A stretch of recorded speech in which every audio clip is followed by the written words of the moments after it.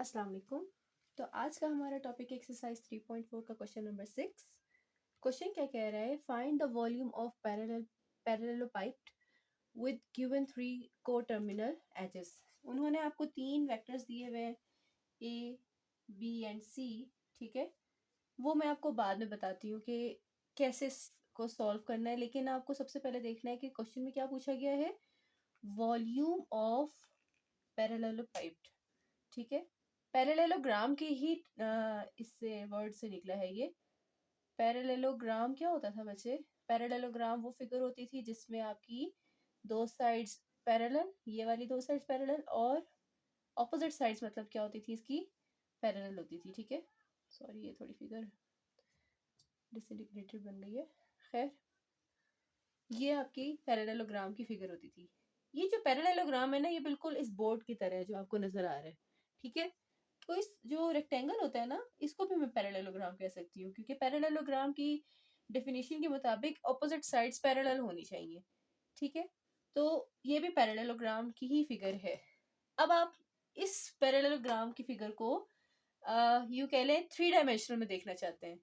मतलब मेरे पास अगर ये पैरेललोग्राम है, ठीक है, ये 2 डायमेंशनल में, ये नीचे पड़ा हुआ है, फर्श पे लेटा हुआ है। ठीक है, ये एक बोर्ड है यूं कह लें आपके पास। ठीक है, अब आपने इसको क्या कर दिया, थर्ड डायमेंशन जो इसकी जी एक्सिस है ना, ये एक्स एक्सिस हो गई यूं कह लें, ये वाई एक्सिस हो गया, और ये जेड एक्सिस है। ठीक है, जो थर्ड डायमेंशन है ना इसकी, उस पे डिफाइन कर दिया अगर इस पैरेललोग्राम को, तो तीसरी डायमेंशन में ऊपर की तरफ चला जाएगा ये। ठीक है, सो आपके पास इस टाइप की फिगर आ जाएगी। ठीक है, इस टाइप की फिगर आ जाएगी, ये थर्ड डायमेंशन में। अगर आप नोटिस करें, क्यूब सी शेप नहीं बना रही है, क्यूब की शेप बना रही, लेकिन ये क्यूब नहीं है। क्यूब में ऑल साइड्स क्या होती हैं, इक्वल होती हैं, वो स्क्वायर की थर्ड डायमेंशन होती है क्यूब।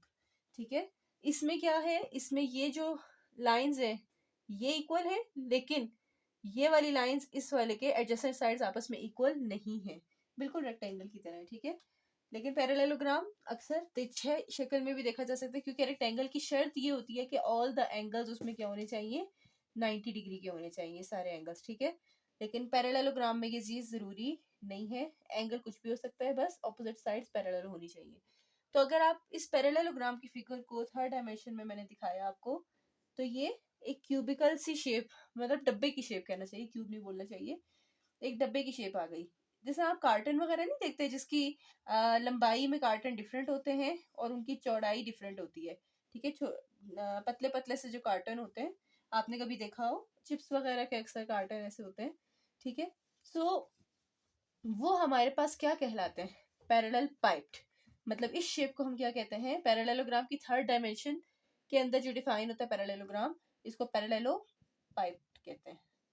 ठीक है, तो ये पैरेललोग्राम 3 डायमेंशन में। अगर आपके पास सिंपल पैरेललोग्राम है ना बच्चे, तो उसमें ना एक लेंथ होगी, एक विड्थ होगी, और लेंथ क्रॉस विड्थ करने से आपका क्या निकलता है, बिल्कुल रेक्टेंगल वाले फॉर्मूले की तरह क्या निकलता है बच्चे, एरिया। ठीक है, तो हमारे पास, हम एरिया ऑफ पैरेललोग्राम पढ़ चुके हैं बच्चे। पैरेललोग्राम का एरिया हम कैसे फाइंड करते थे, वेक्टर्स की मदद से। ये अगर आपका ए वेक्टर लेते थे, इस वेक्टर को बी वेक्टर लेते थे, और हम एरिया फाइंड करने के लिए क्या कहते थे कि ए और बी का क्रॉस प्रोडक्ट का अगर मैग्नीट्यूड ले लें, तो वो आपके पास एरिया ऑफ पैरेललोग्राम बनता है। ठीक है, लेकिन अब एरिया तो 2 डायमेंशनल चीज का निकलता है। ठीक है, 2 डायमेंशन में हो कोई चीज तब एरिया निकलता है। जैसे कि आप बोर्ड ले लें, जस्ट सपोज कि इसकी कोई हाइट नहीं है, इसकी कोई चौड़ाई नहीं है, बस यही एक बोर्ड पड़ा हुआ है। ठीक है, तो इसमें या एक लेंथ है, एक विड्थ है, तो ये जो इसका वाइड सरफेस है, ये इसका क्या है, एरिया है। लेकिन अगर मैं इस तरह के बहुत सारे बोर्ड एक दूसरे के ऊपर रख दूं, तब कोई ना कोई इसका हुजम कहते हैं उसको। ठीक है, कोई ना कोई इसका जो बनेगी ना बॉडी फिगर, उसमें उसको क्या क्या कहते हैं, वॉल्यूम, उर्दू में हुजम कहते हैं। तो ये वॉल्यूम जो है ना, ये कैसे बनता है, इस तरह के बहुत सारे बोर्ड में रख दूं और ये शेप बन जाए। ठीक है, इसमें यूं कह लें, ये एक बोर्ड है, ये एक और बोर्ड है, ये एक और बोर्ड रख के अब हमने ये स्टैक बना दिया पूरा बोर्ड्स का। तो इसके एरिया के साथ साथ इसमें क्या आ जाता है, कॉन्सेप्ट वॉल्यूम का। इससे ज्यादा तफसील में मैं नहीं जाना चाहूंगी। तो कोई भी चीज जब 2 डायमेंशन में हो, तो याद रखें एरिया निकालते हैं उसमें, और अगर वो 3 डायमेंशन में हो, तो एरिया नहीं निकलता बल्कि क्या निकलता है, वॉल्यूम। इसकी एक छोटी सी मिसाल मैं आपको देना चाहूंगी, उसके बाद हम इंशाल्लाह क्वेश्चन को कंटिन्यू करते हैं अपना क्वेश्चन सॉल्व करने के लिए। जैसे कि आप ये देखें, बुक का ये एक पेज है, ठीक है, इस पेज की एक लेंथ है और एक ये ब्लू साइड विड्थ है, ठीक है, ये एक पेज है। सपोज कर ले कि इसकी कोई हाइट नहीं है, ठीक है, ये पतला सा पेज है, ओके, लेकिन इस पेज का अगर मैं निकालूंगी तो क्या निकालूंगी, यहाँ राइटिंग वाली जो सारा एरिया ये है ना जिसपे लिखा हुआ है, ये सब क्या है, इसका एरिया, ठीक है। लेकिन अगर इस तरह के बहुत सारे पेजेस, ये देखें बुक मैंने पकड़ी हुई है, तो इस तरह के अगर मैं बहुत सारे पेजेस को एक दूसरे के ऊपर क्या कर दूं, स्टैक कर दूं, तब आपके पास क्या निकलती है, एक बुक, ठीक है। सो ये आपके पास क्या निकलेगी, एक बुक। बुक की हालत पे मत जाइएगा, ठीक है। सो ये जो है ना, अब आपके पास ये, अब ये पैरेलल पाइप वाली फिगर बनाएगा, ठीक है, ये बुक अब आपकी पैरेलल पाइप वाली फिगर बनाएगी। सो जज मत कीजिएगा मुझे बुक से, ये मैंने खुद किसी से बेचारी बच्ची से एक उधार ली हुई है। तो हम कंटिन्यू करते हैं the topic. So find the volume of parallel pipe with, और ये कंडीशन मैंने नहीं की बुक की, उसकी कंडीशन ऐसी थी पहले से। खैर, find the volume of parallel pipe with given 3 को टर्मिनल एजेस।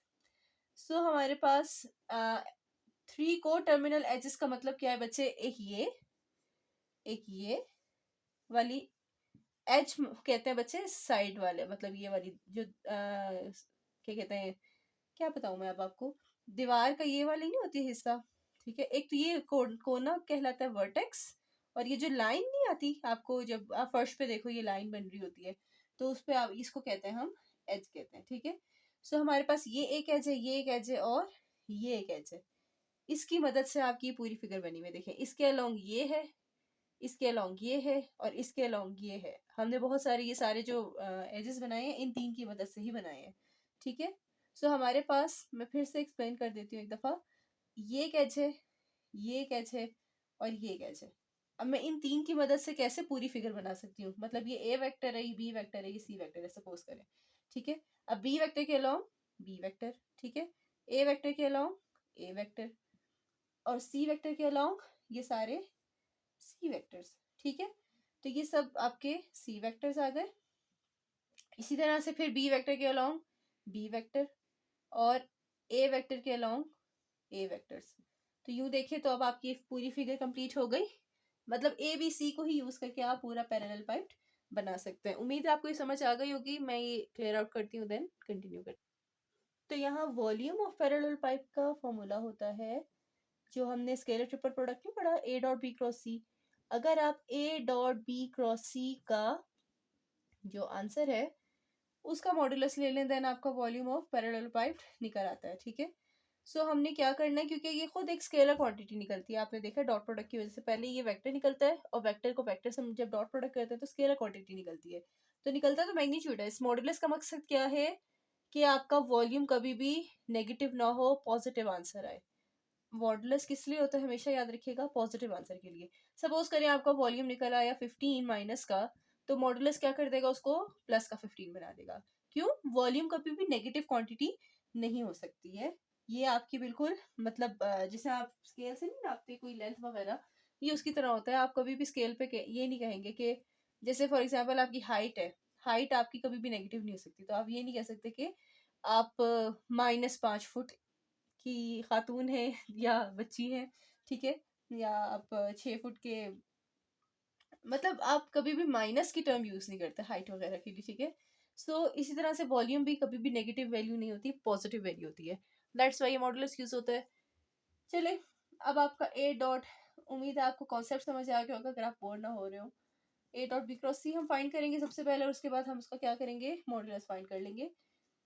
और ये हमारे पास तरीका है 2 3 -4। क्वेश्चन बहुत छोटा था, लेकिन मुझे था कि आपको कॉन्सेप्ट्स अच्छे क्लियर हो जाएं, इसलिए मैंने ज़्यादा एक्सप्लेनेशन की है। सो ये आपके पास आ गया 2 as it is, 2 1s are 2। ये ए के कंपोनेंट्स मैंने पहले भी बताया हुआ है, बी के कंपोनेंट्स एंड सी के कंपोनेंट्स हमने लिखे, और इसका डिटर्मिनेंट लेने लगे। तो 2 फिक्स किया, column and row cancel, 2 1s are 2, 3 1s are 3 minus का, तो माइनस फॉर्मूले वाले के साथ प्लस हो गया। -3, 1 1s are 1, 3 3s are 9 minus का, तो +9, एंड -4 1 3 2 ज़ा 6, तो -5 इंटू -4, ये -5 इंटू -4, तो प्लस का 20, 9 + 1 10, 10 इंटू 3 30, 2 3 5, 5 2 ज़ा 10। ठीक है, तो आंसर क्या आ रहा है यहाँ पे? 10 + 20 30 -30, सो ये आंसर आ गया आपका 0। अब 0 आंसर का मतलब क्या? और अगर इसी का हम क्या कहते हैं, a dot B cross C का आंसर, मैंने क्या कहा था, कोई भी नंबर आएगा, कोई भी स्केलर क्वांटिटी आती है, तो this implies a dot B cross C का अगर मॉड्यूलस लें, तो मॉड्यूलस ऑफ 0 भी क्या होता है बच्चे? 0 ही होता है। ठीक है, सो हमारा मॉड के बाद भी ये 0, क्योंकि ना पॉजिटिव है नेगेटिव है, तो 0 0 ही रहता है। ठीक है, तो ये आपके पास आ गया इसका वॉल्यूम जो उन्होंने रिक्वायर किया था। This is the volume of parallelepiped. ठीक है, अब मैं इससे रिलेटेड आपको थोड़ी सी एक्सप्लेनेशन देती हूँ। आंसर तो हमारा यही है बच्चे। ठीक है, 0 आंसर है। आप बस सॉल्व किया और आपने कह दिया हाँ जी यही मेरा आंसर है, 0। ठीक है, this is the volume of parallelepiped, ये खत्म। लेकिन मैं आपको एक चीज बताना चाह रही हूँ कि 0 का मतलब क्या है, वॉल्यूम 0 होने का मतलब क्या है बच्चे, कि ये जो बुक है ना, इस बुक की कोई हाइट ही नहीं थी। वॉल्यूम, इसकी जो एरिया है, इसको स्टैकिंग करने से बना था ना, तो मतलब इसकी ये जो हाइट है ये है ही नहीं। 0 होने का मतलब क्या है कि कोई भी हाइट एग्जिस्ट नहीं कर रही। और जब हाइट ही नहीं है, इसका मतलब क्या है कि ये सारे जो वेक्टर्स हैं ए बी और सी, इसमें सी जो हाइट पे था ना, मतलब वो थर्ड डायमेंशन इसकी है ही नहीं। दिस इम्प्लाइज ये चीज किसमें है, ये आपको नहीं लिखना है, ये क्वेश्चन का हिस्सा नहीं है। क्वेश्चन यहाँ पे बच्चा खत्म हो गया। ठीक है, मैं सिर्फ ये बता रही हूँ कि ये इम्प्लाई कर रहा है कि 2 डायमेंशन में पड़े हुए हैं ए बी और सी वेक्टर, 2 डायमेंशन में पड़े हुए हैं। वॉल्यूम थर्ड डायमेंशन क्वांटिटी है, और अगर वो 0 है, इसका मतलब है तीसरी डायमेंशन एग्जिस्ट ही नहीं कर रही है, सिर्फ ये 2 डायमेंशन बच जाती हैं। इसका मतलब क्या है कि तीनों जो है ना फर्श पे पड़े हुए हैं, यूं समझ लें। ये ए वेक्टर है सपोज करें, ये बी वेक्टर है, और ये कोई भी सी वेक्टर आप रैंडम ले रहे हैं। ठीक है, तीनों ही एक ही प्लेन के ऊपर पड़े हुए हैं। सपोज कर लें ये बोर्ड मैंने नीचे रखा हुआ है फर्श पे, और तीनों वेक्टर इसके ऊपर ड्रॉ हुए हुए हैं। ठीक है, सो इसका मतलब क्या होता है, ये तीनों, जब भी आप एक चीज जहन में रखें, ये चीज काम आएगी, मैं ऐसी नहीं आपको बता रही हूँ। ठीक, टाइम वेस्ट नहीं कर रहे हम लोग। जब भी वॉल्यूम 0 हो, वॉल्यूम 0 होने का मतलब क्या है कि फिगर किस में है, 2 डायमेंशन में, 3 में नहीं है, थर्ड डायमेंशन एग्जिस्ट नहीं कर रही। इसका मतलब क्या है कि तीनों जो वेक्टर है ना, वो को प्लेनर है। ठीक है, कोलिनियर हमने पढ़ा है ना बच्चे। कोलिनियर का मतलब क्या होता था, कोलिनियर का मतलब होता था एक ही लाइन पर। ठीक है, एक ही लाइन पे तीनों हो। ठीक है, तो उसमें हम कहते थे ए बी वेक्टर है, ए से बी तक, बी से सी तक, और ए से सी तक का वेक्टर, तीनों पॉइंट्स जो है एक ही लाइन में अगर आ रहे हैं, इनको हम क्या कहते थे, कोलिनियर, एक लाइन में जो आते हैं। को प्लेनर का मतलब क्या है, एक ही प्लेन पे आते हैं। प्लेन एरिया को कहते हैं, या यूं कह लें किसी सरफेस को कहते हैं। जिस तरह ये बोर्ड की सरफेस हो गई, 3 वेक्टर मैं इस बोर्ड के ऊपर ड्रॉ कर दूं, अगर ये ए, ये बी और ये सी। ठीक है, तो ये जो इस बोर्ड की सरफेस है, उसके ऊपर 3 वेक्टर ड्रॉ हुए हुए। ठीक है, तो ये तीनों वेक्टर क्या कहलाएंगे आपस में, को प्लेनर।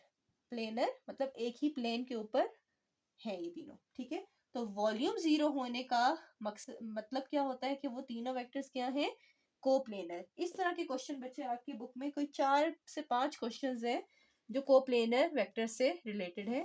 तो यही मैं आपको चीज क्लियर करके यहाँ पे लिख देती हूँ कि कोप्लेनर वेक्टर्स के लिए हम क्या करेंगे। कोप्लेनर वेक्टर्स क्या होता है बच्चे, कि इस वाले वेक्टर्स में हमारे पास जो वॉल्यूम है ना, वो जो a डॉट बी क्रॉस सी है, इसकी वैल्यू क्या होनी चाहिए, 0। हम कहेंगे फॉर ए बी, बल्कि ये अगर हमारा वॉल्यूम 0 हो जाए, देन हम कह सकते हैं कि ए बी एंड सी जो है आर कोप्लेनर। अभी आपके क्वेश्चन नंबर जो है ना 3 4 5 जो 5 तक क्वेश्चन जो है, ये सारे कोप्लेनर के कॉन्सेप्ट से रिलेटेड है। तो ये कॉन्सेप्ट वहां पे यूज होगा, इस चीज को याद रखिएगा। ठीक है, कोप्लेनर अगर आपने वेक्टर शो करना है, कोलिनियर के लिए तो हमने 3 कंडीशंस देखी थी ना। एक तो वो तीनों वेक्टर्स का डिटर्मिनेंट लिखते थे हम, लैम्डा टाइम्स देखते थे, मतलब वो कंडीशंस थी कोलिनियर के लिए। ये कोप्लेनर है। कोप्लेनर के लिए हमने क्या करना है, डॉट प्रोडक्ट को 0 के बराबर रखना है या वॉल्यूम को 0 के बराबर रखना है। वॉल्यूम का ये फॉर्मूला है ना, ठीक है। ये अगर 0 हो जाए इसका मतलब है कि ये तीनों क्या है, आपस में कोप्लेनर। उम्मीद है आपको समझ आ गई होगी। Let's move toward the next question. So question number 6 का पार्ट 2, फिर से कुछ वेक्टर्स दिए हुए हैं, उन वेक्टर्स को मैंने फिर से डिटर्मिनेंट फॉर्म में लिख लिया और डिटर्मिनेंट खोलने लगे हैं हम। आपको पता है हम डॉट प्रोडक्ट कैसे करते हैं, स्केलर ट्रिपल प्रोडक्ट कैसे करते हैं, तो वो मैं दोबारा से पूरा एक्सप्लेन नहीं करूंगी। -3 एज इट इज, 6 2 ज़ार 12, 2 3 ज़ार 6। पहले मैंने सोचा आप लोगों को करने के लिए दे देती हूँ, फिर सोचा कि चलें सॉल्यूशन करके दिखा देते हैं। 6 1 ज़ार 6 प्लस 3, मकसद सिर्फ आपको बताने का है, आप लोग खुद भी ये प्रैक्टिस कर सकते हो, ठीक है। सो मैं इसलिए ज़्यादा एक्सप्लेन नहीं करूंगी इस क्वेश्चन को। 12 माइनस 6 आपके पास क्या रहता है, 6 6 3 ज़ार 18, 6 प्लस 3 9, 9 6 ज़ार 54, 2 2 4, ये आ जाएगा, ठीक है। तो माइनस का 18 प्लस 54, ये 50 में से 80 गए, तकरीबन आ जाता है 50 प्लस 18 68 आ जाएगा, ठीक है। तो ये आपका आंसर आया। अब देखिए ये A dot B cross C volume नहीं था, A dot B cross C का मॉड्यूलस वॉल्यूम था, ठीक है। अब देखिए ना, वॉल्यूम का आंसर कभी भी नेगेटिव नहीं आ सकता। तो वॉल्यूम क्या होता है, ए डॉट बी क्रॉस सी का मॉड्यूलस। तो ये -68 का क्या हो जाएगा बच्चे, मॉड्यूलस। आंसर क्या आ जाएगा वॉल्यूम का, प्लस का 68, ठीक है। So this is the final answer. उम्मीद है आपको समझ आ गई होगी। अभी के लिए अल्लाह हाफिज।